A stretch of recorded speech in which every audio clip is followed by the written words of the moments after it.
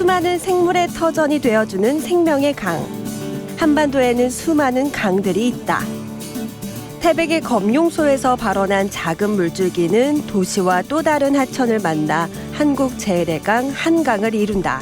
우리가 도시를 만들고 사람이 살기 위해서는 물이라고 하는 것이 필수적인 요소인데 그 물을 안정적으로 공급받기 위해서 우리는 어쩔 수 없이 계속 댐을 만들었었거든요. 기존에 있는 강물만 가지고는 우리가 해결이 안 되는 거니까 어쩔 수 없이 불가피하게 댐을 만들 수밖에 없는 거죠. 인간의 생존을 위해 건설된 댐과 개발. 하지만 이로 인해 수많은 생명들은 터전을 잃을 수밖에 없었는데 그러던 중 반가운 소식이 들려왔다. 자취를 감추었던 수달이 40년 만에 다시 나타난 것이다. 지금 그 40여 년 만에 처음 발견된 곳이 탄천 합수부, 한강하고 탄천 합수부예요. 거기서 이제 2016년도에 이제 라이딩 하시는 분이 뭔가 바다에서 물속에서 수영 치는 걸 보고 찍어서 이제 영상을 제보를 한 거죠. 수달이 발견된 곳을 중심으로 설치된 16대의 CCTV. 이 카메라에 귀한 수달의 모습이 포착됐다. 그 이후에도 간간히 발견되고 곳곳에서 발견되고 있는 수달. 수달은 멸종위기 야생생물 1급이다. 수달은 말 그대로 물숫자에 쪽제비 달자를 써가지고 물에 사는 쪽제비거든요. 수계에서 생활하다 보니까 육상에 있는 동물하고 다르게 좀 이제 자기의 영역이 좁죠. 그래서 이제 번식이나 이런 것들에 좀 영향이 좀 많이 취약한 점도 있고 수계 수상 생태계에서는 가장 최상위에 있는 포식자 중에 하나입니다. 수달은. 하천 생태계에서 최상위 포식자로 군림하고 있는 수달. 이런 수달이 왜 사라지게 된 것일까? 몸의 털의 구조가 완전 특이하기 때문에 그래. 이렇게 안에 밖에 이만한 장털이 있고 그 안에 1cm 정도 되는 길이에 잔털들이 꽉 차 있어요. 몸에. 그 피부에 물이 안 닿게 돼 있어요. 그래서 겨울에도 물속에서도 직접적으로 동상이나 물에 닿지가 않아요. 이제 그러다 보니까 사람들이 방한용으로 모피를 가장 많이 썼어요.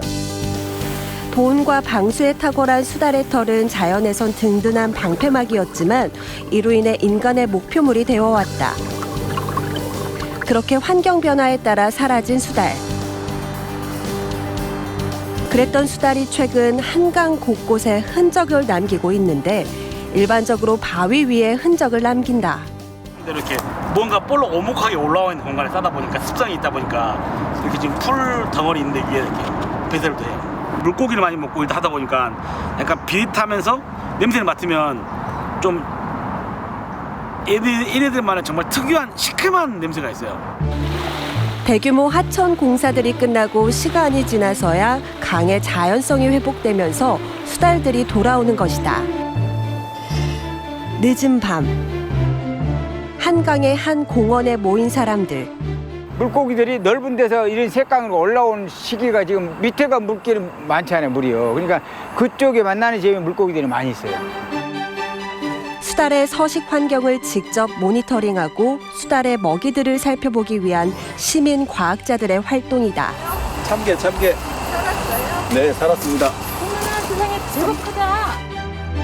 샛강에 살고 있는 건 수달뿐만이 아니다. 신기하죠. 이 기색강에서 개가 있다는 거는 상상도 못했어요. 최근 들어 수달 외에도 동물들의 흔적들이 발견되고 있다. 그리고 오랜 기다림 끝에 드디어 직접 보게 된 수달의 흔적.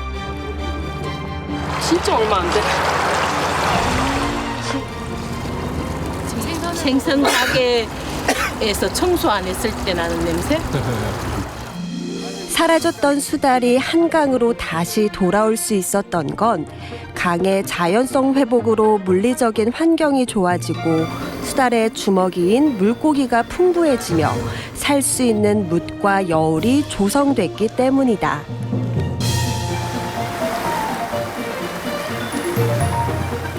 어미가 키우고 나서 한 5개월, 6개월 지나서 이제 나중에 이제 양육을 한 다음에 자기 영역을 자기 영역에 분산을 시키는 거죠. 그래서 이제 다른 자기만의 영역을 찾아 새끼가 또 나가야 되는 상황이고 그렇게 보통 한 1년에서 2년 사이 이런 식으로 한 바퀴씩 돌죠.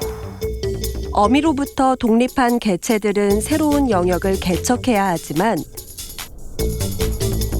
외부의 환경은 수달이 생존해 나가기엔 그렇게 호락호락하지 않다.